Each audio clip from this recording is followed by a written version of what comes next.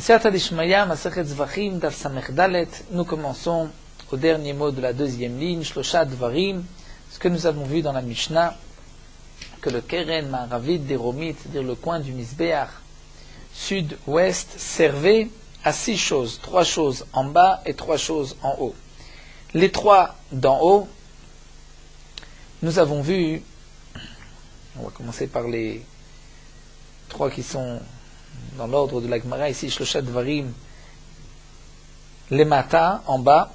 Donc les mata, il s'agit du Khatat Ta'of, du Korban Khatat, lorsque c'est un oiseau, c'est en bas, puisque c'est en bas du Chut HaSikra. Et Agashot, lorsqu'on doit approcher la mincha du Misbeach, et chez Adam, les restes du sang qu'on doit verser sur le Yesod. Alors la Gemara va nous rapporter la source de ces dinim-là, Shlosha Dvarim, Khatat Ta'of, Hadamaran, ce que nous avons vu. Donc la Gemara avait développé la plus haut Mena Anemile, d'où est-ce qu'on sait que Khatat Ta'of, c'est à l'angle sud-ouest. La Gemara avait rapporté, puisque il est appelé, le Khatat est appelé Mincha. Et la Mincha, c'est sud-ouest. Et d'où est-ce que nous savons que la Mincha, c'est sud-ouest? La Gemara nous avait rapporté le Passouk du Pnei Hashem et le Pnei Misbeach. Donc la Gemara reprend ici, Khatat Ta'of, c'est à l'angle sud-ouest, Adamran, ce que nous avons expliqué, et à Gashot, aussi dirti, c'est marqué Vigisha El HaMizbeach, et nous avons expliqué Gisha El HaMizbeach, qu'il s'agit de l'angle sud-ouest. Chez Adam, les restes du sang, dirti, Vet Gol Damapar, Ishpoch Elisod HaMizbeach, ce que nous avons vu, donc déjà une fois, que le reste du sang doit être versé, Elisod HaMizbeach, dans le Yesod du Misbeach, c'est-à-dire là où il y a un Yesod, il y a la base du Misbeach, et Rashi nous rapporte la Gemara dans le 5e Perek, où on apprend Iridato mina kevesh de Yetziato mina echal. De la même manière, lorsque on sortait du echal avec le sang des chatot apnimiot, dont on avait aspergé le sang à l'intérieur, on devait verser le reste du sang shfirat shiraim sur le Yesod, c'est-à-dire le Yesod qui se présentait, qui était devant le Kohen, c'est-à-dire le Yesod du Tzad Ma'aravi. Donc de même, on va dire que pour Yetziato Mina Echal, c'est Tzad Ma'aravi, puisque c'est le premier Yesod qu'il rencontre. Donc de même, on va dire pour Yeridato Mina Kevesh, lorsqu'il descend du Misbeach après avoir aspergé le sang du Korban Khatat, le Yesod le plus proche, c'est le Yesod d'Eromi qui est au sud. Et donc, puisqu'il n'y a pas de Yesod tout le long du sud, comme nous avons vu de ce côté sud du Misbeach, juste à l'angle sud-ouest, donc c'était là-bas qu'on devait verser le reste du sang des Korbanot. Donc voici le Mekor, la source de ce din-là, que le reste du sang était versé à l'angle sud-ouest. Ensuite, nous avons vu dans la Mishnah qu'en haut, il est Ma'ala, toujours à cet angle sud-ouest, il y avait le Nisu Chamaim Ve'ayain, on versait l'eau au moment de Sukkot, et Yain, le vin, au moment des Korbanot, où on amenait les Nesachim, et c'était à cet angle sud-ouest, là-bas où se trouvaient les Chitines, et ces trous où le vin, où l'eau coulait. Il y avait, comme nous verrons Bezrat Hashem par la suite, il y avait 2 trous sur l'angle, sur ce keren du Misbeach, ce coin du Misbeach. Et il y avait aussi Ola Ta'of Kshiraba Bamizrach, c'est-à-dire, comme nous l'avons vu plus haut, que le Korban Ola Ta'of, sa place, on devait le faire Mizrach à l'est. Le Ola Ta'of devait être fait, on devait asperger le sang en haut du Chut HaSikra. Donc le Kohen devait être debout sur le Sovev. Comme nous le verrons, Bezrat Hashem, dans Amud Bet, la Gemara nous rapportera le détail de la avoda de Ola Ta'of. Et Ola Ta'of, c'était donc au Mizrach à l'est, c'est-à-dire à cet angle sud-est, où on faisait toute la avoda du Ola Ta'of, étant donné que, comme nous l'avons vu plus haut, il fallait jeter l'intérieur, les muratav, notzata, les entrailles et la queue notzata de l'oiseau, au Bet HaDeshen. Bet HaDeshen, comme nous allons le voir, c'est l'endroit où était déposée la Trumat HaDeshen, lorsqu'on prélevait tous les matins du Misbeach, Trumat HaDeshen, pour poser à côté de la rampe, à côté de cette pente, et on jetait aussi, à cet endroit-là, on jetait l'intérieur, l'entraille du Olataof, Murata Venotsata. Donc, puisqu'on devait le jeter à cet endroit-là et c'était proche du côté sud-est, c'est pour cela qu'on faisait la avoda de l'oiseau Olataof sud-ouest. Lorsqu'il n'y avait pas suffisamment de place, puisque c'était sur le Sovev, donc les Kohanim ne pouvaient pas être tous, parce qu'il y avait plusieurs Olataof, tous au même endroit, on pouvait même aller sur le côté sud-ouest pour faire la avoda de Olataof. Et la Gemara va expliquer, alors, Maïtama, pour quelle raison cette Olataof Shiraba Bamizrach, lorsqu'il y en a beaucoup au sud-est, on le faisait sud-ouest, pourquoi pas ailleurs? Rabbi Yochanan Amar, Mipnei Shekrova mi Bet Adeshen, parce que c'est le point du Misbeach qui est le plus proche du Bet Adeshen. Et de cet endroit, on devait jeter Murata Venotsata. La Gemara va maintenant développer. Amar Rabbi Yochanan. Rabbi Yochanan dit, viens voir. Kama Gadol Koran Shel Kohanim. Combien était la force, grande était la force des Kohanim. Shen Lechakal Beofot. Il n'y a pas plus léger dans les oiseaux, Yoter Mimora Venotza.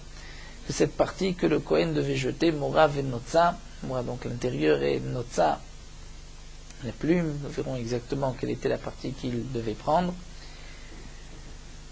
Et si c'est léger, lorsqu'on le lance, c'est plus difficile à lancer loin ce qui est léger que ce qui est plus lourd. Donc il n'y a pas plus léger dans l'oiseau que Mora Venotza. Et parfois, chaque Kohen Zorkam Yoter Mishloshim Ama. Le Kohen, lorsque la avoda du Olataof se faisait à l'angle sud-ouest, il devait jeter plus de 30 amot. Comment on arrive au chiffre de 30? Dites-moi. On va voir d'abord où se trouvait, où était placé ce Bet Adeshen, cet endroit où on jetait Murata Venotza. C'est marqué à propos de Trumat Adeshen lorsqu'on venait prendre de la cendre tous les matins du Misbeach. Natal Marta Shel Kesef, il prenait une pelle en argent. Ve'ala le Rosh HaMizbeach, le Kohen montait au haut du Misbeach. Upina et Gechalim el Arvaetlach. Donc il poussait les braises ici et là. Et il devait prendre des braises qui avaient été donc bien consumées, apnimiot qui étaient à l'intérieur, veyored, et il descend. Donc il descend par le kevesh. Et guia la ritzpa lorsqu'il arrive en bas. Donc lorsque il descend, il est face au sud. Lorsqu'il arrive en bas, guia la ritzpa, marzir panav klapet safon.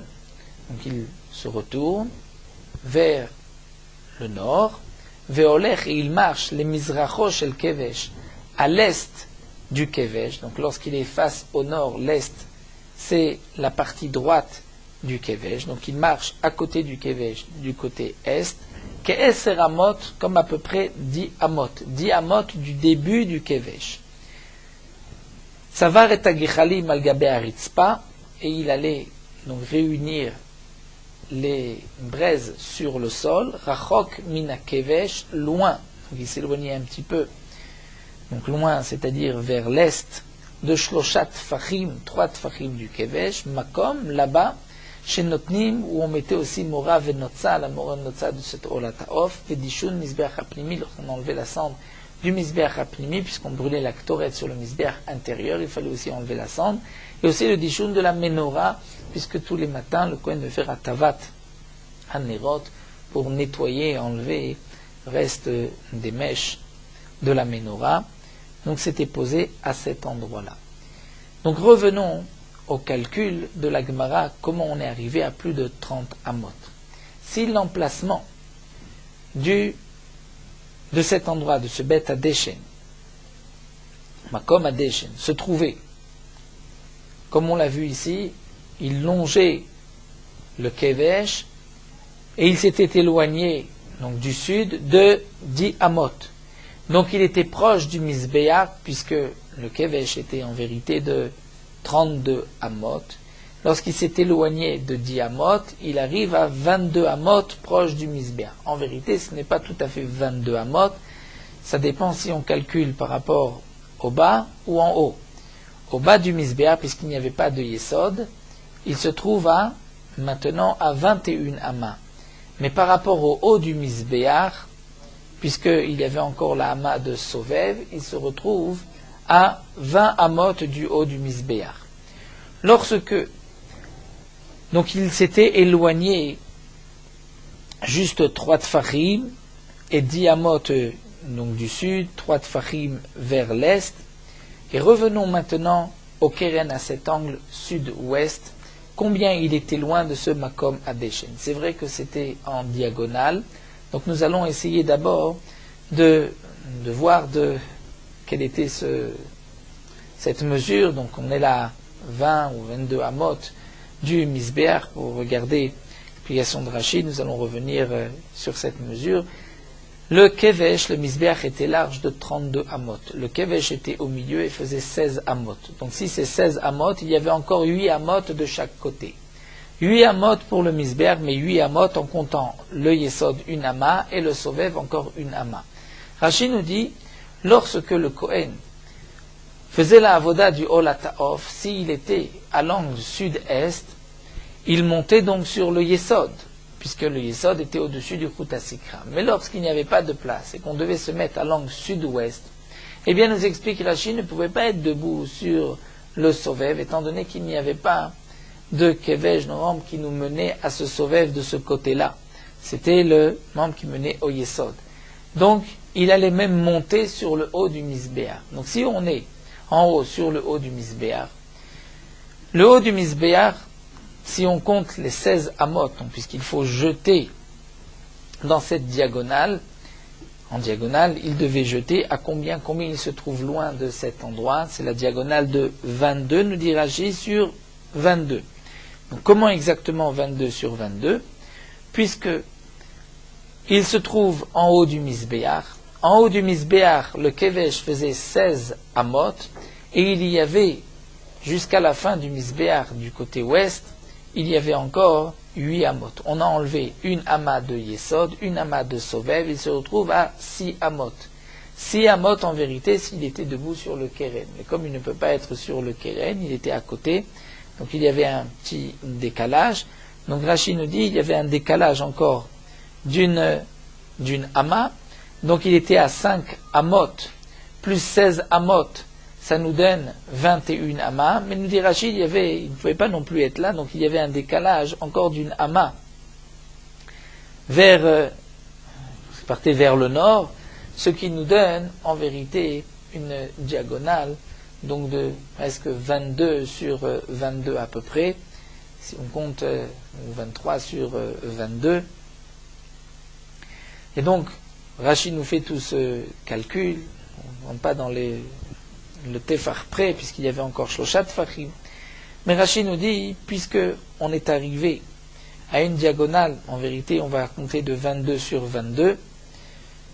22 sur 22, puisqu'il était par rapport au haut du Misbéach et éloigné du début du Kevesh de 10 amot, donc il nous reste par rapport au haut 22, effectivement, 22 amot, peut-être même une ama en plus, puisque c'était à 5 amot, donc en vérité c'est pour ne pas dire 23 sur 21, on a dit 22 sur 22.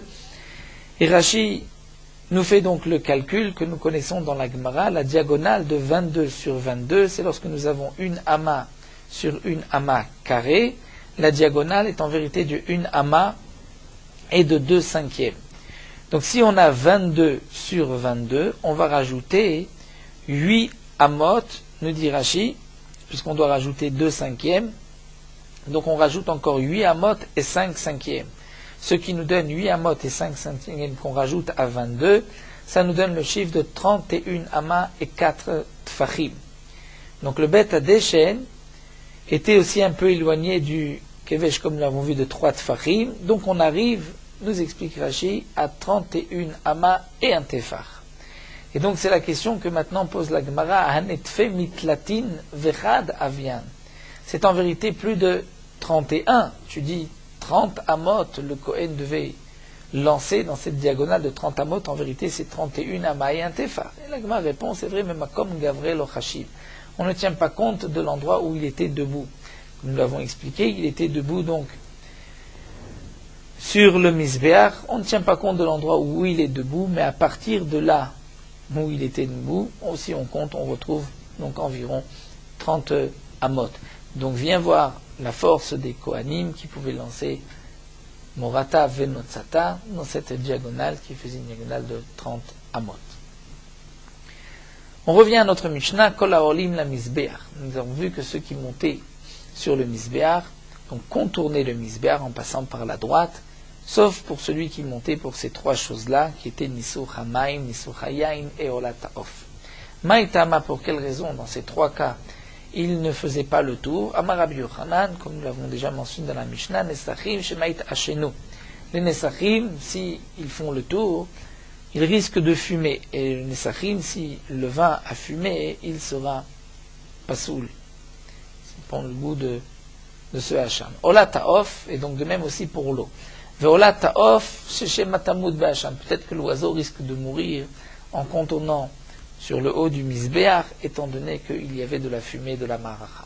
Urminu, mais l'agma vient objecter, pourtant c'est marqué Balola qui fait un Misbéach. À propos du Kohen Gadol, le Kohen Gadol n'est pas tenu à aucun tirage au sort dans le Beth Amikdash, puisque comme c'est marqué dans Masechet Yoma, les Kohanim étaient tirés au sort pour savoir qui allait faire tel ou tel avoda.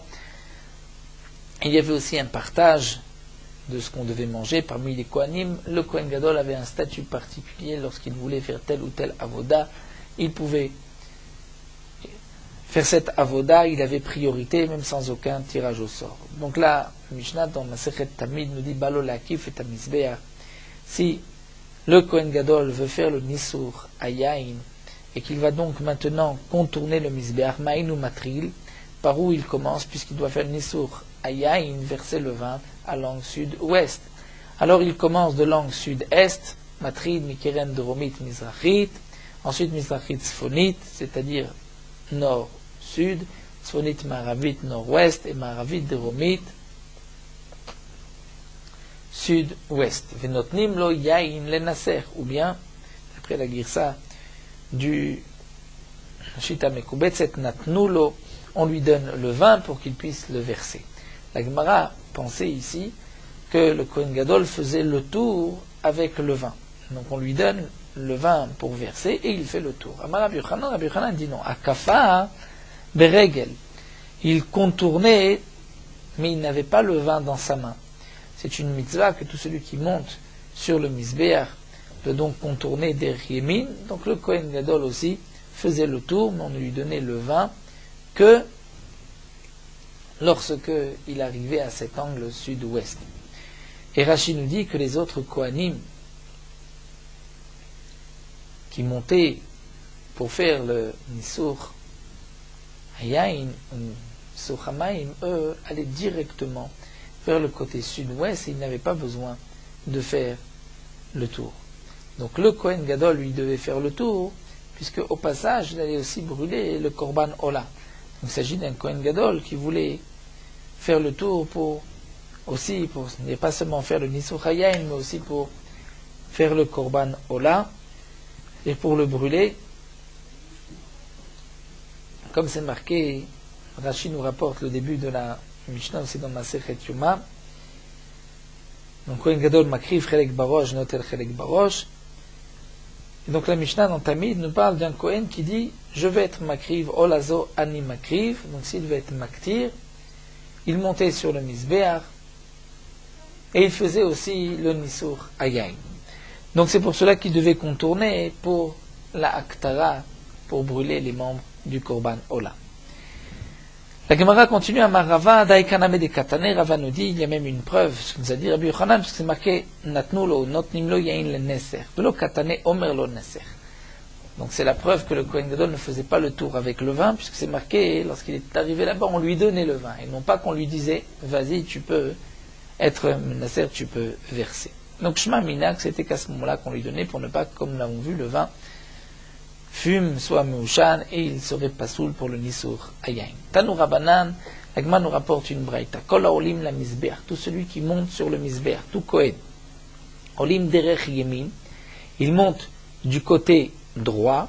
Veyordim derer smol, ils descendent du côté gauche. Donc on va traduire droit, c'est-à-dire du côté droit de ce kevesh. Donc c'est-à-dire que du côté droit du kevesh, c'est le mizrach, c'est l'est. Donc olim derer mizrach, veyordim derer marav. Lorsqu'ils descendent par le côté gauche, c'est-à-dire le côté gauche par rapport à celui qui monte, c'est le côté gauche. Lorsqu'il descend, il descend du côté droit. Mais par rapport à celui qui monte, c'est le côté gauche, et c'est à l'ouest. Chutz, à l'exception, minaolé, les shloshat dvarim alalu, sont de celui qui monte pour ces trois choses-là que nous avons vues, Nisur Amaim, Nisur Hayain et Olat Haof. Sheolim derech ma'arav, il monte du côté ouest, c'est-à-dire du côté gauche de celui qui monte. Veyordim derech ma'arav, et ils descendent par le côté ouest, c'est-à-dire ils reviennent au même endroit, qui est aussi le côté gauche de celui qui descend, qui monte. On pourrait dire que c'est le côté droit de celui qui descend dans les deux cas. Mais la Braïta continue Olim, donc il monte derech yemin, veyordim derech yemin.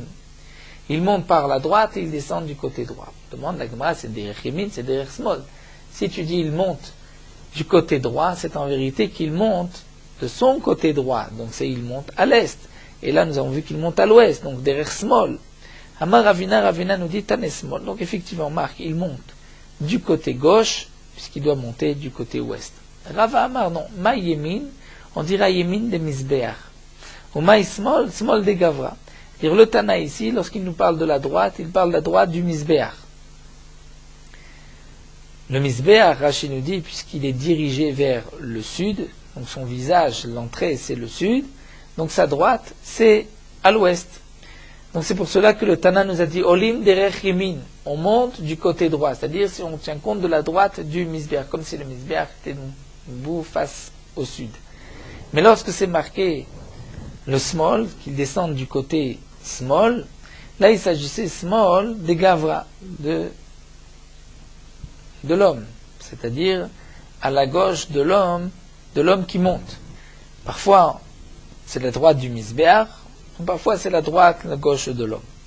Alors la Gemara demande Venitne oi devide de misbeach, oi devide de gavra. Pourquoi le Tana change? Le Tana aurait dû garder toujours la même ligne, c'est-à-dire la droite du misbeach, la gauche du misbeach, ou la droite de l'homme, la gauche de l'homme. La Gemara dit kasha. C'est effectivement une question qu'on ne répondra pas. Là nous allons rentrer dans les détails de Chatat Haof et la Mishnah qui suivra de Olat Haof. Chatat Haof, le korban Chatat Haof, lorsque c'est un oiseau qu'on apporte comme korban Chatat. Les oiseaux c'est Torim ou Bnei Yona, colombe ou pigeon. Chatat Haof, Ketzad Aitan Yanasid, comment il était fait. Là nous avons une parenthèse, dans la parenthèse c'est marqué Ala la kevesh, ou Pana la sovev, Balou le keren de Romit Mizrachit. Cette phrase est assez difficile étant donné que Chatat Haof c'était en bas. Donc si c'est en bas, il n'est pas nécessaire de monter sur le sovev.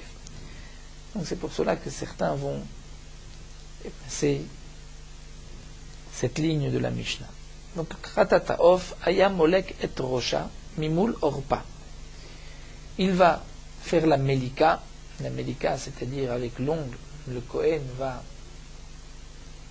entre guillemets, on va dire, va lui faire la shrita de cet oiseau, Mimul Orpa. Moul Orpa, Rashi ne l'explique pas ici, mais Rashi l'explique dans la Mishnah qui suivra.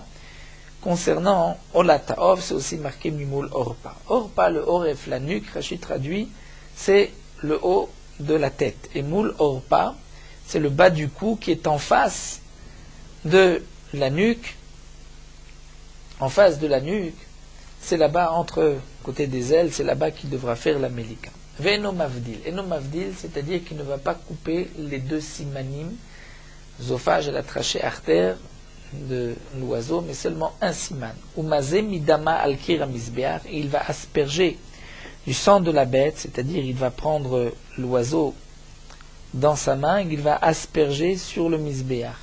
Chez Yare Adam, les restes du sang, ayam mitmatse ala yesod, devait couler sur le yesod, c'est-à-dire, nous explique Rashi, il va mitmatse, il va appuyer, il va presser l'oiseau sur le mur du Misbéach et tout le sang va couler sur le Yesod, puisque la avoda du Khatat Of était en bas du Chut HaSikra, donc lorsqu'il appuyait, ça allait couler ensuite sur le Yesod. Ven la Misbéach et la Dama. Le Misbéach n'a que le sang de ce Khatat Of et tout le reste, Kula, la Kohanim, était mangé par les Kohanim. Tanoura Banan, l'Agma nous rapporte une braïta. C'est marqué dans le pasuk Visa Midam Khatat, donc nous avons vu qu'il y a deux parties dans la Zah du Korban Khatat. On va devoir d'abord asperger sur le Misbéach et ensuite le reste du sang, c'est lorsqu'on va presser l'oiseau sur le Misbéach, sur le mur du Misbéach. Tanoura Banan, Visa Midam Khatat, la Torah dit, il va asperger du sang du Khatat. De là on apprend Migouf Khatat, c'est-à-dire de l'oiseau lui-même. Il n'est pas nécessaire de récupérer, pas qu'il n'est pas nécessaire, on ne va pas récupérer le sang dans un cli pour ensuite asperger de ce cli. On ne va pas non plus avec le doigt appliquer le sang sur le misbéach comme pour le korban khatat behema, mais directement de l'oiseau. Aketsad, ochez berosh, il va attraper le kohen, donc la tête ou begouf et le corps de l'oiseau, ou mazé, et il va asperger. Dans le pasuk, c'est marqué Al-Kir HaMizbeach, sur le mur du Misbéach. De là, j'apprends Al-Kir HaMizbeach, velo Al-Kir HaKevesh. Tu ne pourras pas sur cette rampe, cette pente, appliquer le sang. Velo Al-Kir Echal, ni sur le Kir du Echal, velo Al-Kir Ulam ou du Ulam. C'est sur le Misbéach. Ve'eze, lequel, Zekir HaTarton. C'est celui du bas, c'est-à-dire en dessous du Chut HaSikra du Misbéach. Oen la Kir HaElyon, peut-être que c'est au-dessus, le Kir HaElyon au-dessus du Chut HaSikra. Vedinu, et en vérité, tu pourras dire l'apprendre par une logique même de la plus forte raison. Uma Behema, c'est déjà pour une bête, Sheolata le Mata, où la Ola est en bas, et le Khatat est en haut, le Maala. Alors, Of, l'oiseau, Sheolato le Maala, dont la Ola est en haut, n'est-ce pas Inodin Khatato le Maala, que le Khatado est en bas. Eh bien, non, Talmud Lomar, la Torah dit, Vanishar Bada, Mimatzel, Yesod HaMizbeach, ce qui restera du sang, il devra le presser sur le Misbéach, et ça coulera El Yesod HaMizbeach, sur le Yesod HaMizbeach. Donc c'est un kir, le mur, Shashiraim Shelo, où le reste du sang, Mitmatzim, vont couler, les Yesod au Yesod. Et lorsqu'on va les presser, ça va couler sur le Yesod. Donc obligatoirement, c'est le Kir Tarton. Mais demande la Gemara, Venavid Mila, Eva Adar Navid Mitatei. Peut-être que comme nous l'avons dit, il y a deux parties, la Hazaa et le Mitsui du Dam. Donc peut-être que la Hazaa c'est en haut, et ensuite le reste, lorsqu'on va presser l'oiseau sur le misbéach, c'est en bas. Donc peut-être Navid Milay, on va commencer en haut, Vadar Navid Mitatai, et ensuite en bas. Amaravara dit non, Miktiv Yamtse, Yimatse Ktiv. Et Rachid nous explique, ce n'est pas marqué Yamtse. Si c'était marqué Yamtse, alors effectivement j'aurais dit que la Torah ordonne au Kohen de, après avoir fait la Hazaa, de Yamtse, c'est-à-dire de venir et de presser, d'appliquer sur le misbéach. Et donc là, on aurait pu dire que c'est deux actions. Mais puisque c'est marqué Yimatse, c'est pour nous dire que lorsque tu vas faire la Hazaa, d'une certaine manière, le sang va aussi couler directement sur le Yesod du Misbéach, Demimel et Mashma. Et donc c'est pour cela que même le début doit se faire en bas. Amar Rav Zutra Bar Tuvia, Rav Zutra Bar Tuvia dit au nom de Rav, Ketzad Molkim Khatat Of. Comment on faisait la Melika du Khatat Of? Ochez. Donc il prenait dans sa main, le Kohen devait prendre Gapav Bishte Etzbaot, les ailes de l'oiseau, entre ses deux doigts. Rashi nous dit, il posait l'oiseau lui-même sur la paume de sa main à l'intérieur, il faisait rentrer, donc comme on voit là dans la Mishnah, dans la Braïta, dans cette même rade, Rav Zutra Bar Tuvia, Shte Raglaim Bishte Etzbaot, les deux pattes aussi entre deux doigts. Donc Rachid nous explique les ailes et les deux pattes. Les deux pattes étaient entre l'annulaire et l'auriculaire, et les deux ailes entre l'index et le majeur. Donc il avait ainsi bloqué l'oiseau, deux pattes entre deux doigts, deux ailes entre deux autres doigts, et l'oiseau lui-même était sur la paume de sa main. Il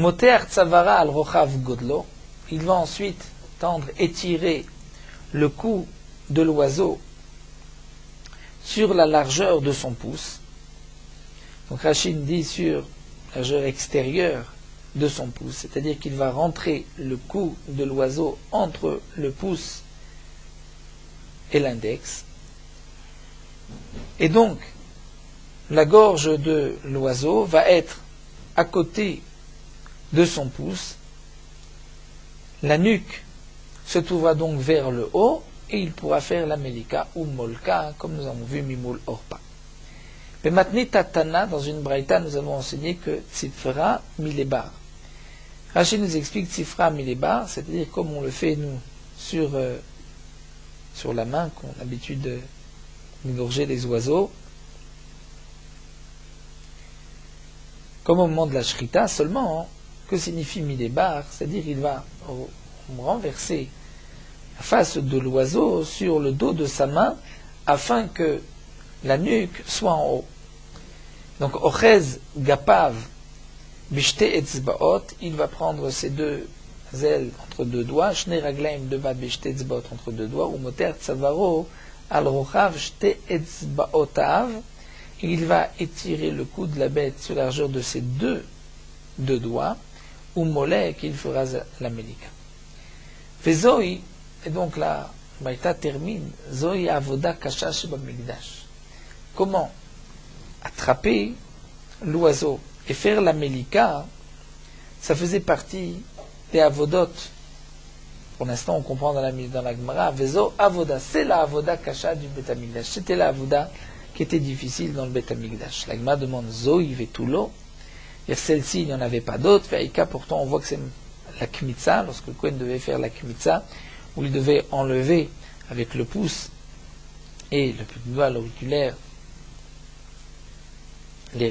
sur les côtés la farine qui dépassait, et de même la chafina, lorsqu'il devait prendre de ses deux mains la ktoret pour Yom Kippourim, pour ensuite poser sur les braises pour brûler la ktoret dans le Kodesh HaKodashim, c'est aussi marqué que c'était avoda kasha sheba migdash. Et la Ema, la Gemara reprend et dit avoda kasha, mais avoda kasha sheba migdash.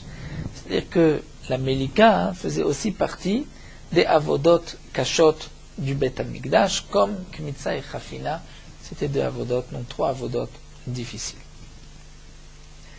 Là, nous avons vu pour le Chata Ta'of, la Gemara continue, Ola Ta'of, nous allons juste étudier la Mishnah. Ola Ta'of, Ketzad. Ola Ta'of, l'oiseau, lorsque c'est un korban, Ola Ketzad, comment va-t-on faire? Ketzad Nasit, comment elle était faite? Allah la Kevesh, il monte sur une rampe du Misbeach, ou Pana la Sovev, et là, il va tourner vers le Sovev, puisque Ola Ta'of était fait, cette avoda était faite en haut. Balo le Keren de Romit Mizrachit, il arrive à l'angle sud-est, à Yamolek et Rosham Imulorpa, il faisait la Melika en face de la nuque, sur le cou, ou Mavdil, et là il séparait, c'est-à-dire il coupait et le Véchet et le canet, donc l'œsophage, la trachée artère. Ou Mitza et Dama al Kira Mizbea, et il devait appliquer, donc appuyer la bête sur le mur du Mizbeach. Et ensuite, Natal et Tarosh, il prend la tête, Vikif bet Melikato la Mizbeach, et il va rapprocher la tête de l'oiseau sur le Mizbeach pour que le sang de la tête puisse couler. Vesovgo Bamelar, ensuite il met un peu de sel sur la tête de l'oiseau, Vezarko al Gabe Ishim, et il jette la tête sur la Maracha, là où les membres des corbanotes brûlent. Balo les gouffres, ensuite il va s'occuper du reste du corps de la bête, puisque pour le korban Ola, il était mavdil, donc il séparait la tête du reste de l'oiseau. Donc il va ensuite s'occuper du gouffre, veisir et amourav et anotza, donc il enlève mourav et notza, à l'intérieur, les effets, c'est-à-dire là où il y avait la nourriture de la bête, et anotza, et il prendra aussi notza, c'est-à-dire les plumes qui venaient avec, vetbene amehaim et toutes les entrailles, et yotzimima qui sortaient avec. Donc on va dire il va prendre les entrailles, l'intérieur de l'oiseau, vishlichan le bet adeshen, et il va les jeter au bet adeshen comme nous avons vu. Cette partie ne va pas être brûlée, comme nous le verrons par la suite, étant donné que l'oiseau se nourrit aussi du gezel. Donc toute la partie digestive de la bête, de l'oiseau, était jetée au bet adeshen, ne pouvait pas être brûlée sur le misbeach, puisqu'il y avait donc là du gezel. La Mishnah continue, Shissa velo ivdil, il doit ensuite ouvrir l'oiseau entre les ailes, velo ivdil, mais pas complètement le séparer en deux. Vim ivdil, et s'il a séparé en deux, kacher, c'est quand même kacher. Sauf goba melach, il va poser un peu de sel dessus, vezarkwal gabaishim, et il va jeter le reste donc de l'oiseau sur la maracha, là où il y avait les korbanot. Lo isir amora, velo anotza, vedmename yotzimima, s'il n'a pas enlevé donc les parties intérieures de la bête, donc les entrailles de la bête, de tout l'appareil digestif, velo safgo bamelach, il n'a pas mis de sel. Quel sera le din? Kol sheshinaba machar shemitza et damakshera, tout ce qu'il changera après avoir fait le mitsui, comme après avoir fait le hazaa, c'est kasher. Mais ivdil bachatat, s'il a coupé les deux simanim pour le korban khatat, ou bien lo ivdil baola, il n'a pas coupé les deux simanim pour le korban ola, là c'est pas soul, puisque c'est avant la hazaa. Mitza et dam arosh, velo mitza dam agouf psula. S'il a enlevé, donc il a appuyé et fait sortir tout le sang de la tête, mais pas du reste de l'oiseau, c'est pas soul. Mais s'il a enlevé dam agouf velo mitza dam arosh kshera, s'il a enlevé tout le sang trouvé dans le reste de l'oiseau, mais pas de la tête, là c'est kasher. La Mishnah continue, Khatat ha'of, le Khatat ha'of, qui est indigne de Khatat, chez Malka, chez l'Olishma. Si on a fait la Melika en pensant à Olat ha'of. Ou bien Mitzah Dama, lorsqu'il a fait le Mitsui Adam, il a aspergé le sang, il l'a fait chez l'Olishma.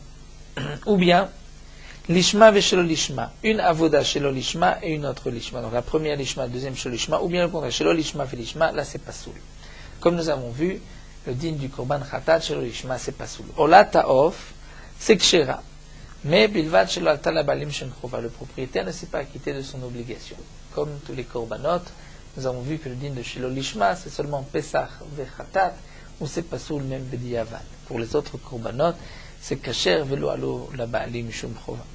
Echad khatat ha'of, echad olat ha'of, aussi bien korban khatat ha'of ou olat ha'of, chez Malkan, on a fait la Melika, ou chez Mitzah et Damam, on va traduire chez Mitzah et Damam, donc asperger le sang, donc chaque korban, comme nous avons vu quelle était la procédure. Si on a donc fait la Melika, ou asperger le sang, l'échol, en pensant manger, davar shidako l'échol, une partie de l'oiseau qu'on mange, dans le khatat ha'of, ou bien les aktir, davar shidako les aktir, la partie qu'on doit brûler pour le olat ha'of, si c'était chutzim komo, en pensant en dehors de l'endroit décidé par la Torah, c'est pas soul ven bokaret, c'est le din de chutzim komo, mais chutzizmano, là c'est pigoul, vechayvim alav karet, il y a un chiyuv karet, si on a pensé, donc manger ou brûler l'acharzman. Ou bilvad, ma condition, j'écrive amatir ki mitzvatos, c'est-à-dire que tout le reste du korban, toute la krava, qui est indispensable, la krava jusqu'à la zrika, et il faut que ce soit kasher, c'est-à-dire que mitzvato comme sa mitzvah. Ketzat. Ketzat karev amatir que mitzvato, comment le matir était grave que mitzvato. Malak bishtika, au moment de la melika, il n'a pensé à rien. Au mitzvah adam chutzizmano, au moment où il s'occupe du sang de la hazaa, il a pensé chutzizmano, là c'est pigoul. Ou bien malak chutzizmano, et ensuite mitzvah adam bishtika. La Melika s'est faite chutzizmano, et le Mitsui Adam, au moment du Mitsui, il n'a pensé à rien. Ou bien, Oshemalak ou Mitzah Adam chutzizmano, ou bien, et pendant la Melika, qui correspond à la Shrita, et le Mitsui Adam, qui correspond à la Zrika, il a pensé chutzizmano, la Zéou, Shekarav Amatir Kimitzvato. C'est-à-dire, il n'a pas mélangé d'autres marchavot au milieu de la avoda, c'est pigoul, et si on mange un morceau de la viande, il y a un chiyuv karet. Maintenant, Ketzad lo Karav Amatir Kimitzvato. Dans quel cas c'est l'okara va matir que mitzvato? Si par exemple malak chutzlim komo, il a fait la melika en pensant chutzlim komo, mais le mitsui adam chutzizmano. Donc là c'est vrai qu'il y a eu une marshava de pigoul, mais il a mélangé une autre marshava. Ou bien chez malak chutzizmano et mitzah adam chutzlim komo. Le début était chutzizmano, c'est vrai que l'oiseau aurait pu être pigoul, mais comme il a terminé chutzlim komo, ce n'est plus pigoul. Donc c'est l'okara va matir que mitzvato. Oh, chez malak ou mitzah adam chutzlim komo. C'est-à-dire il a fait et la melika et le mitsui adam chutzlim komo. C'est-à-dire qu'il n'y a pas eu du tout de marshava de chutzlizmano. C'est un peu difficile cette ligne puisque le din de kara va matir que mitzvato. C'est s'il y a une marshava de chutzlizmano, il faut que tu aies terminé le matir que mitzvato. Mais là, il n'y a pas eu de marshava chutz zmano, puisqu'il n'y a que 2 avodot. Ou bien encore, chatat ha'of shemalko shelo lishma, un chatat ha'of dont on a fait la melika en pensant à un oiseau, olat ha'of, donc c'est pas soul. Ou mitza adam chutz zmano, mais au moment du mitzu adam, il a pensé chutz zmano. Donc c'est vrai qu'il y a une marshava de pigoul, mais qui est mélangée avec une marshava de shelo lishma. O shemalak chutz zmano mitza adam o shelo lishma. Ou bien la melika était de chutz zmano, mais le mitzu yadam shelo lishmo, donc là aussi c'est le karav matir que mitzvato. Ou bien chez malak ou mitza adam shelo lishmo, il a fait et la melika mitzu yadam shelo lishmo, et il n'a pas pensé chutz zmano, ou bien on va dire qu'il a rajouté aussi chutz zmano. Non, zeu shelo karav matir que mitzvato. C'est dans ce cas-là où le karav matir que mitzvato, puisqu'il a pensé à une autre avoda, à un autre psoul, c'est-à-dire à shelo lishma ou à chutz imkomo en même temps. L'Echol, il a pensé manger un kazaït bachutz en dehors de la Hazara, et un kazaït le machar, et un kazaït le lendemain. Ou bien un kazaït le machar et un kazaït bachutz. Donc il a mélangé 2 marchavot. Ou bien kechatzi zaït bachutz, kazaït le machar, même un demi-kazaït à l'extérieur, un demi-kazaït il a pensé le manger demain, kechatzi zaït le machar, kazaït bachutz, ou inversement, d'abord khatzi zaït demain, khatzi zaït bachutz, c'est pas soul ven bokaret.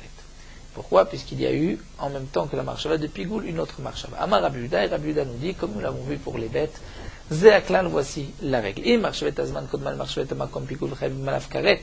Rabbi Yehuda n'est pas d'accord avec Tanakama. Il pense que dans quel cas il n'y a pas de karet, seulement si c'était la marshava de makom kadmal et marchavet azman, là c'est pas soul ven bo karet. C'est-à-dire, s'il a commencé par une marshava de Pigoul, même si ensuite il a une autre marshava, pour Rabbi Yehuda il y a karet.